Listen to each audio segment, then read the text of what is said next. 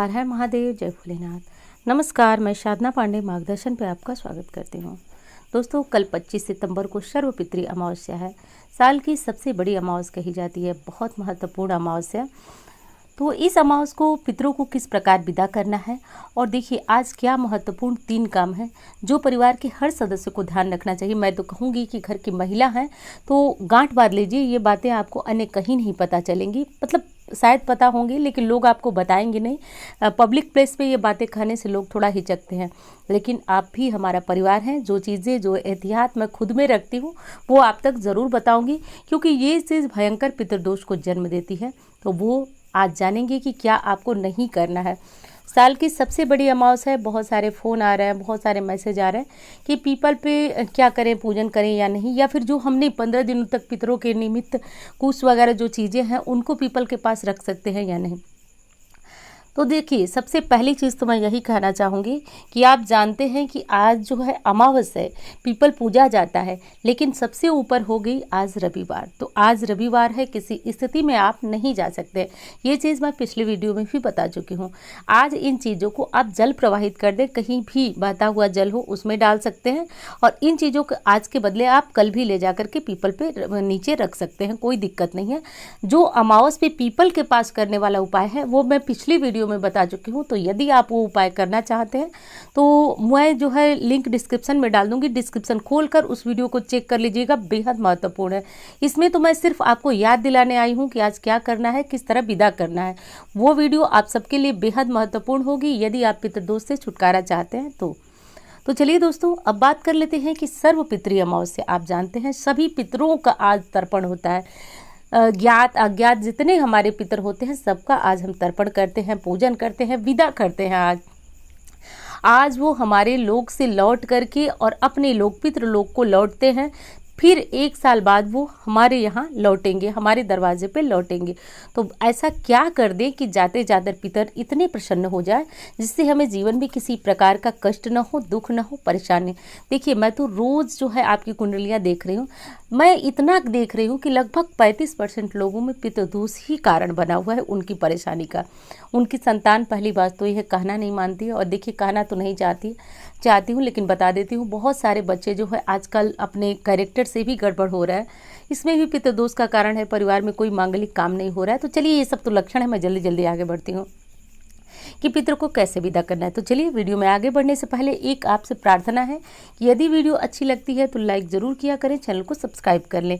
और हाँ, मेरा नंबर है जिस पे ज्योतिषीय सलाह यानी कि कुंडली दिखाना हो तो दिखा सकते हैं, जो कि आप इस समय स्क्रीन पे देख रहे हैं।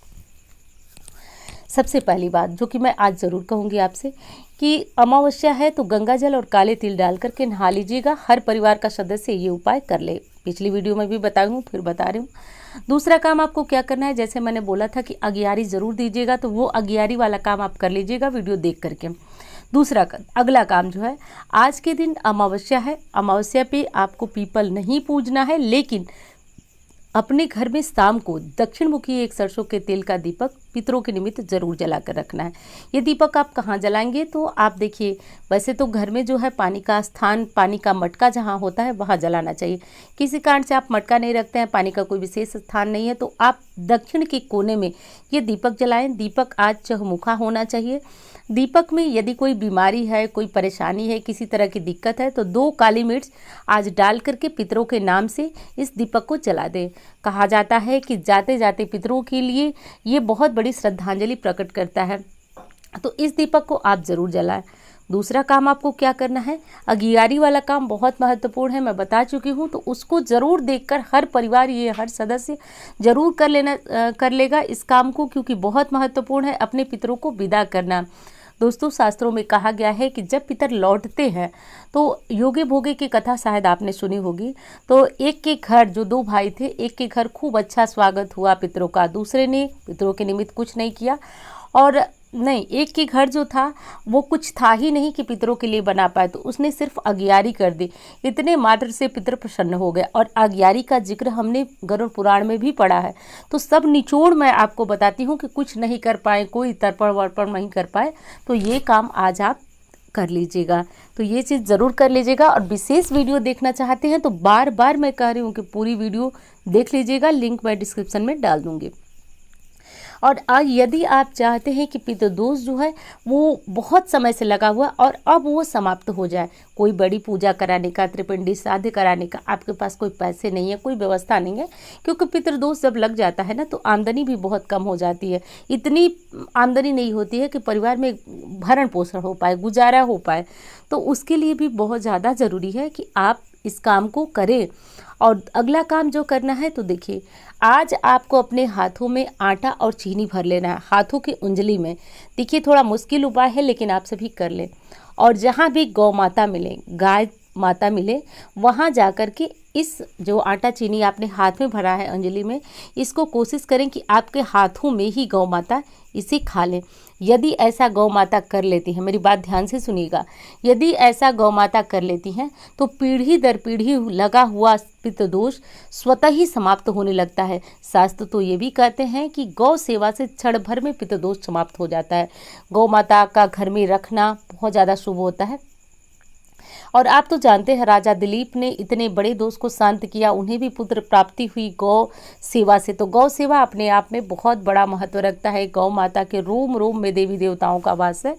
तो इस चीज़ को, इस उपाय को परिवार का मुखिया यदि कर लेता है, पति पत्नी कोई भी कर सकता है लेकिन मुखिया करे इस उपाय को, तो बहुत ज़्यादा शुभ होता है। अब ऐसे में यदि आपको डर लगता है कि गाय जो है सींग लगा देगी, तो आप इसको नीचे करके खिलाइएगा। लेकिन उपाय यही है कि आप हाथों में लेकर के, और जिनकी गाय है आप उनसे कहिए कि थोड़ी देर वो खड़े रहें वहाँ पे पास में, और आप हाथों से आटा और चीनी अपने घर से ले जाएं, अपनी उंजली में भरें और गौ माता के मुंह के सामने कर दें और उन्हें जो है ज़रूर खिलाएं। पितृदोष से शांति का, राहत का बेहद महत्वपूर्ण उपाय है। पीढ़ी दर पीढ़ी का पितृदोष जो है वो शांत होने लगता है। मात्र अमावस्या जो 1 साल की 12 अमावस होती है उस पर ये उपाय कर लिया जाए, और सर्वपितृ अमावस्या पे इस उपाय को आज शुरू कर लीजिए। बेहद महत्वपूर्ण ये उपाय है। अब ये चीज़ तो मैं बता चुकी हूँ दोस्तों। अब एक चीज़ आपको और बताती हूँ जो आज नहीं करना है। यदि आप पत्नी हैं तो आप तो ध्यान देंगी ही, विशेष आपको ही पूरा घर चलाना होता है। पत्नी, माता जो भी होती हैं, सारा काम उन्हीं को देखना होता है। तो एक काम करिए, आप परिवार में एक चीज़ का ध्यान दीजिए कि आज परिवार में देखिए बहुत सारे बच्चे जो होते हैं वो उनके घरों का खाना खाते हैं। रोज़ खाएं, कोई दिक्कत नहीं है, लेकिन आज के दिन किसी और के घर का भोजन मत ग्रहण कीजिए। इस चीज़ का ध्यान कीजिए। वो लोग ग्रहण कर सकते हैं जो कि ब्राह्मण है, बहुत प्रकांड विद्वान है, जो कि वेद पाठन करने से बहुत ज़्यादा ऊर्जा अपने अंदर इकट्ठी की हुई है। देखिए मैंने पूर्व में ही कहा कि ये बात कोई और नहीं बताएगा आपको, मैं बता रही हूँ। ऐसा क्यों नहीं करना चाहिए? देखिए कहा जाता है कि जब आप किसी के घर का अन्न आज के दिन खाते हैं तो हो सकता है कि उनके परिवार में किसी की अकाल मृत्यु हुई हो, कोई पितर उनसे अतृप्त हो, तो ऐसे में एक दोष बना हुआ होता है और आज अन्न भक्षण करने वाले के ऊपर भी ये दोष लगता है। तो अमावस्या तो वैसे तो हर अमावस पे इस चीज़ का ध्यान रखना चाहिए। आज की अमावस पे विशेष ध्यान रखिएगा, घर में ये काम नहीं होना चाहिए। बच्चों को समझा दीजिए, बेटी को समझाइए, पति को समझाइए, जो भी लोग हैं घर में उनको समझाइए। बहुत ज़्यादा इस बात का ध्यान रखिए। अगला काम है, आज अमावस है, बार बार बताती हूँ लेकिन इतना महत्वपूर्ण है कि मुझे बोलना ही पड़ता है। आज यदि घर में कोई आ जाता है तो आज उन्हें कुछ ना कुछ जो है दान दे, कुछ खिलाए, उनसे पूछे, खूब आग्रह करें। भले ही हमारे घर कोरियर वाले आते हैं, ऑनलाइन शॉपिंग वगैरह आप करते ही होंगे, तो वही आते हैं, तो एक बार पूछ लीजिए कि पानी दे या फिर जो भी ठीक लगे आपको, तो ये चीज़ पूछ लीजिए। अब अगला काम आपको ये भी करना है कि आज के दिन आप अपने घर में घर से जो है कचरा वगैरह ज़रूर निकाल दें।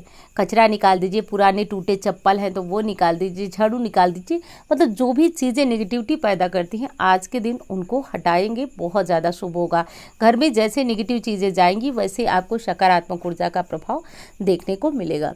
ये काम कर लीजिएगा दोस्तों। दूसरी चीज़ मैं आपको बताती हूँ कि अमावस्या पे जो भी आपने घर में पूजन किया है उसके बाद आप मंदिर का जो वस्त्र होगा जो आप नीचे बिछाकर देवताओं का रखते हैं, आज मतलब सब मिलाकर मंदिर को साफ कर दीजिएगा शाम के समय। शाम के समय मतलब सूर्यास्त के बाद नहीं, पूजा के तुरंत बाद भी मंदिर की सफाई नहीं होती है।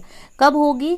तो आप अपना मंदिर जो है वो जैसे कि दोपहर में साफ कर सकते हैं, सुबह पूजा के पहले साफ कर सकते हैं। इस तरह से करके आज मंदिर को साफ कर उनमें जो आसन बिछा होता है वो आज बदल देना चाहिए, ऐसा कर देना चाहिए। उसके बाद अगले दिन नवरात्रि है, पूरी तैयारियां वगैरह जो भी करना है वो आप कर सकते हैं।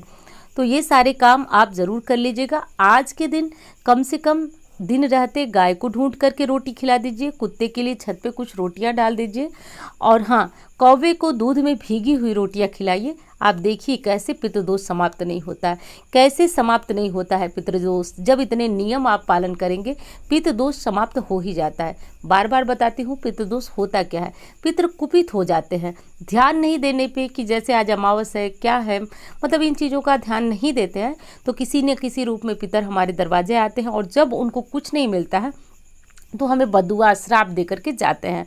और आप तो जानते हैं कि यदि हमारे पितृ अतृप्त हो जाते हैं तो हम देवताओं की पूजा अब करते रहें, अब कोई फल हमें मिलने वाला नहीं है, क्योंकि पितृ जो है इतने बड़े श्राप को दे देते हैं कि देवताओं की पूजा कम हो जाती है।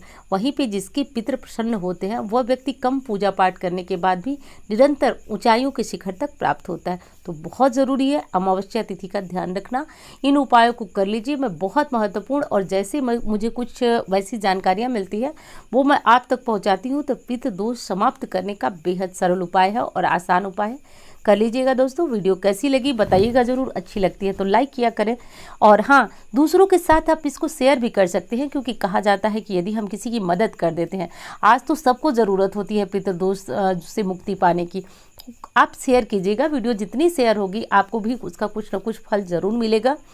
और हाँ, मेरा नंबर है जिस पे किसी भी प्रकार की ज्योतिषीय सलाह है लेनी है, विशेष कुंडली दिखाना है, संपर्क कर सकते हैं। तो मिलती हूँ इसी तरह के वीडियो के साथ। धन्यवाद।